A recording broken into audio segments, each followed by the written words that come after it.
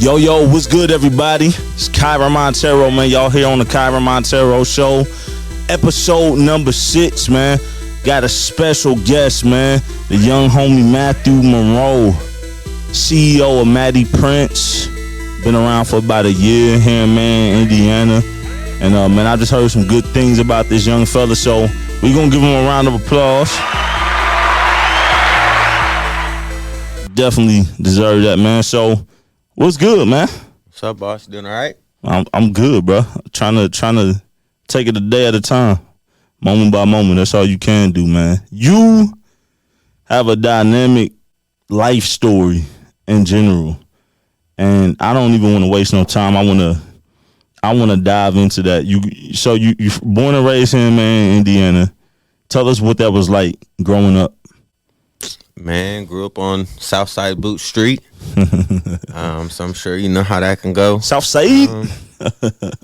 No, man. It was some good days, man. It was some bad days, but we made it through it. Okay. That's what's up, man. You had some, even past growing up, you've had some things that you've been blessed to live through. You know, you dealt with a major car wreck. You battled cancer. As much as you're willing to elaborate, tell people about going through that and just coming out of that and still being here, because that's crazy. Yeah, absolutely, man. So I like to tell people that how people like to bring up how they have 9 lives. How I've definitely used up 2 of them. Colon cancer, 2016, man. I was 21 years old. One night I was hanging out with a couple buddies, tossing back a couple beers, and I started to get sick. It wasn't a normal like partying sick, so I ended up going home, man. About 3 days later, I was up in Fort Wayne on my deathbed, man. They were shoving tubes down my throat, and a couple days after that, they were telling me that it was cancer. A couple days after that, they're like surgery, chemotherapy. But I mean, 8-10 months later, man, I was done. I was good to go. So I mean, it was a traumatic experience, but it was a blessing for it to come and go as fast as it did. Yeah, man. Hey, man, round of applause for the blessing, bro. For you to be alive, man. God definitely got a mission for you, man. I like so. You've been cancer-free. You've been in remission since, 2017 or late 2016? How? It was late 2016. I want to say right about August, September, that area. It was good to go. Man. Yeah, man. You've been blessed. So how has your outlook on life changed since then? Because that's normally men don't deal with things like that until they get older at times. Colon cancer, prostate, stuff like that. 21? 21. So it was the doctor for the colon cancer. I was the youngest person by 14 years that he had with that specific cancer. My grandpa was in his late 60s when he was diagnosed with colon cancer. So it was definitely a first. Yeah, I don't think I've ever hear somebody being on their deathbed at 21 from colon cancer. Yeah, man. You definitely blessed. And you've dealt with, you said a head-on collision with car in a car wreck. So how was it living through that? That's crazy. I had to learn how to write. Had to learn how to use this hand, man. I was stuck in a chair for like 4 months. Couldn't even lay in the bed next to my wife, man. Couldn't even give her cuddles, like simple stuff like that. Walking with, first I started with the actual walker with the 4 legs. Then I went to the cane. Then but now I'm back at work, Walmart, D.C. I work out there full time still, and I'm running 130s with the big dogs. So it's a blessing, man. Yeah, that's dope. And when did that accident take place? Was that before or after dealing with the cancer? That was after that happened. 2020, the winter of 2020. So that's more recent. Mm-hmm. Man, that's rough. So you've been through since 21. You just turned 26, right? Mm-hmm. Mm-hmm. So you're 26 now. So just in your 20s, you dealt with 2 life-threatening situations. Like when you wake up and move on a day-to-day basis, how does that shape, your outlook on life? Because stuff like that got to change you, right? It does, man. It every day I wake up, I tell myself I got to get it done. I got to get the job done, whether it's getting the job done for my wife, whether it's getting the job done for my younger siblings, whether it's getting the job done for my mom, because I don't have any kids. Okay. It's just that you never know what could happen. I was on my lunch break at work when the wreck happened for a day that I came into work early. So I would have originally been on my lunch break about 9 p.m., but I came into work 2 hours early, so I was on my lunch break at 7 p.m. So I could argue that, me putting the extra foot out there and trying to get the job done is what put me in that situation. Mm-hmm. But I like to argue that that's just a prime example of why you got to keep grinding no matter what, man. Yeah, man. I definitely agree with that. And so I would say that those things had to inspire you to start your business, Matty's Print. And this show originally wasn't created to be based on entrepreneurship and business, but majority of the guests, pretty much all the guests up until this point, have either owned businesses or it's centered around business stuff. And so I'm intrigued by young entrepreneurs, man, and I think it's very important for the innovation of communities and culture to see young business owners, man. So tell us about your business. Tell us, go into it. Like, why did you get into it? Why did you choose the type of business? How did you get it? Like, tell the people about your business. Okay. Matty's Prints LLC. We are a small print shop that's dreaming big. We offer everything from apparel. We can get you business cards done. We can bring memorial items to you. Everything from T-shirts to mugs. We can also help with signage for businesses. That can include banners, billboards, yard signs, decals for your vehicles, magnet or permanent adhesive. We offer lots of different services. If we can't get it done, we got friends in the business that we can outsource from. So no job is too big, no job is too small. The reason we started the print business was mainly to provide custom apparel on a professional level. Okay. I was having trouble getting a hat, man. Honestly, I wanted a hat with a cancer symbol on it. Okay. And I could not get one nowhere. Not one that I wanted, not one that I liked. So I was like, man, there needs to be somebody out here that can make this happen. Well, there was, but I couldn't find anybody that I wanted to get the job done. So I decided, man, I'm gonna get this job done myself. At the same time, I knew that with my past, I didn't want to punch a clock for the rest of my life. I didn't want to have to worry about, oh, boss, hey, I'm sick again. I got cancer again. What can you do for me? I didn't want to ask a boss, hey, am I allowed to take this leave so I can go get my body back together, So I decided I gotta figure out a way to make some money. What can I do to help me get to that self-employed role, which is one of my main goals is become self-employed.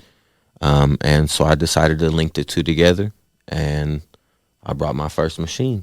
Hey, man, we got to give him a round of applause on that, man. So, just like a lot of people, things that you went through in your life and is how you ended up to this point as a business owner.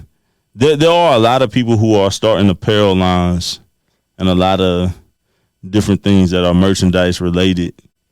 And you're supplying the services for these kind of businesses. How much space do you think it is for people to have apparel, because just like hip hop, just like, you know, YouTube and content creating and a lot of different kind of other creative businesses, it seems to be oversaturated, right? Mm-hmm. It seems like everybody, you know, got some kind of clothing line or apparel line that they're trying to start up.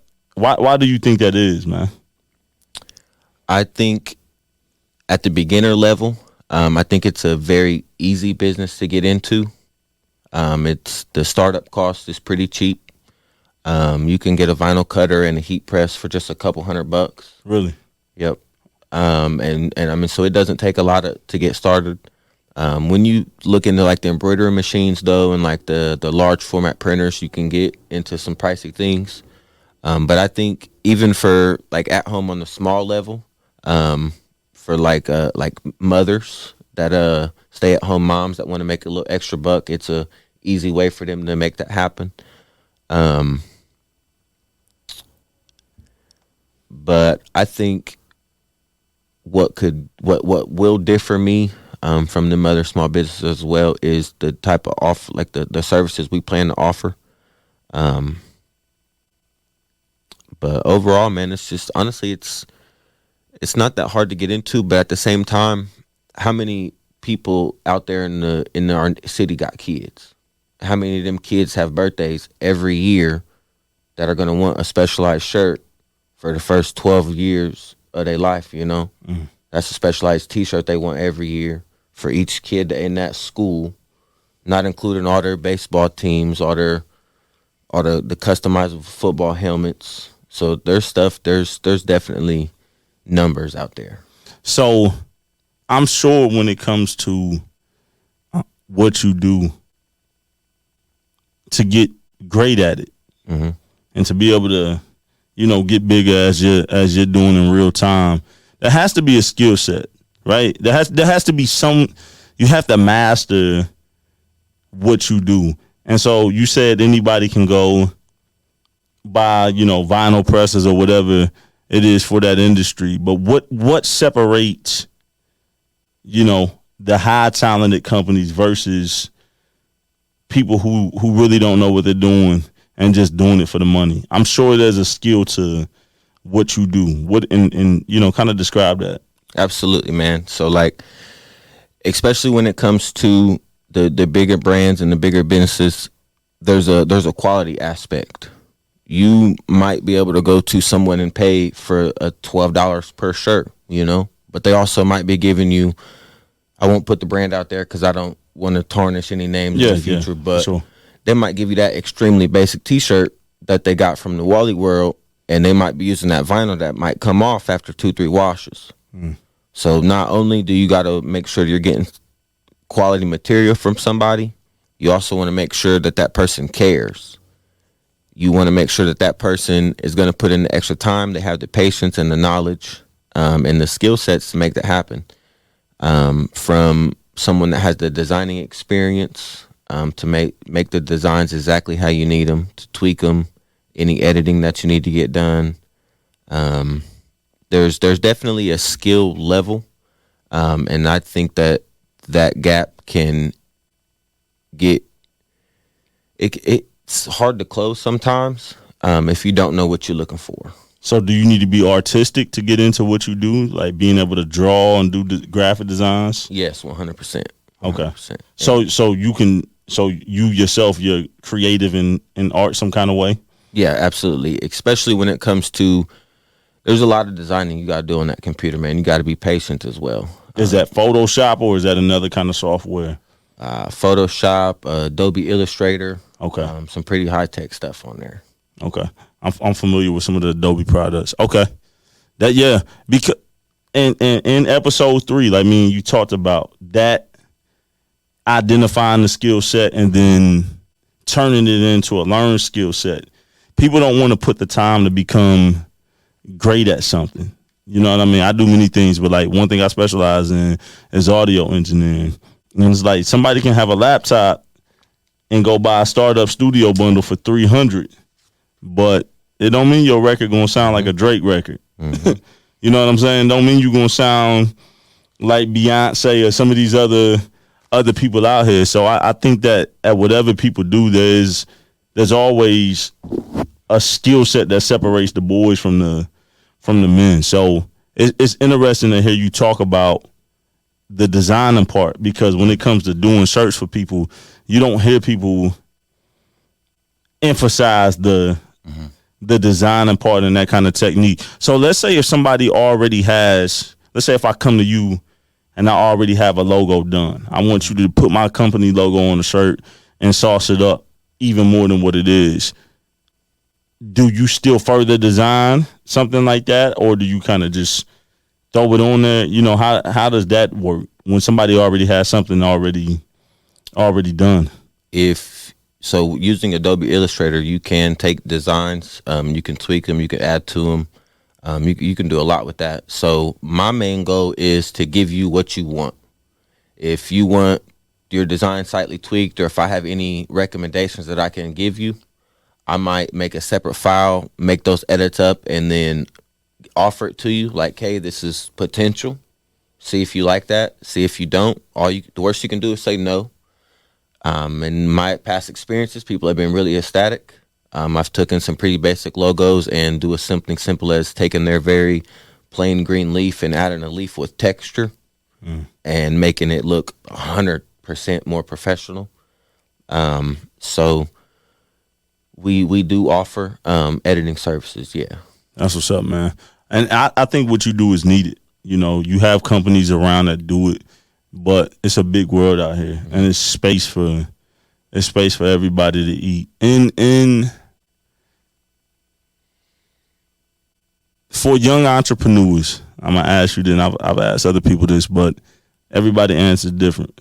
For young entrepreneurs, any entrepreneur at that point who's on the fence, you know, and scared to launch their vision, launch their business, what would you do to encourage people to take that leap of faith and start executing, you know, bringing their dreams to reality? What made me take that leap and decide that I wanted to drop the LLC is I was late to work one day, man. That might sound crazy. But I was late to work one day about like 5 minutes. And it just was an eye-opener, man. But no, seriously, if you think, if you're already doing it as a hobby, and it's already something that you're making money with, and you're not sure, like if that's the next step that you could need to do, just take a quick Google search and search what you do.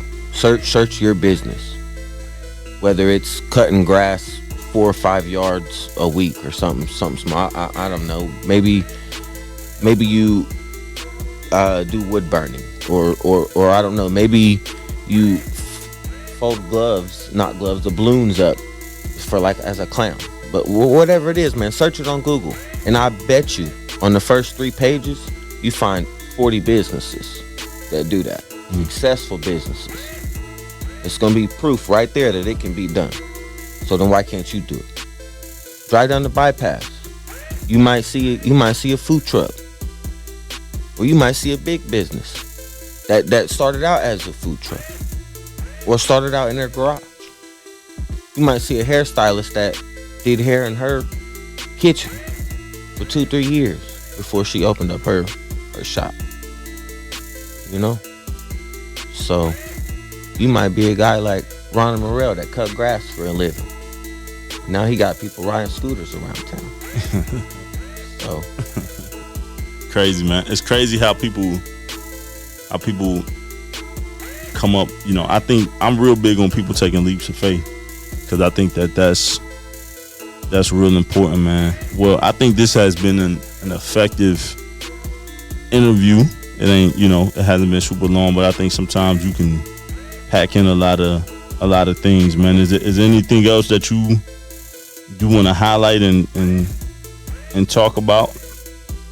The only thing I would probably add is what we were just talking about as well. Taking a leap of faith.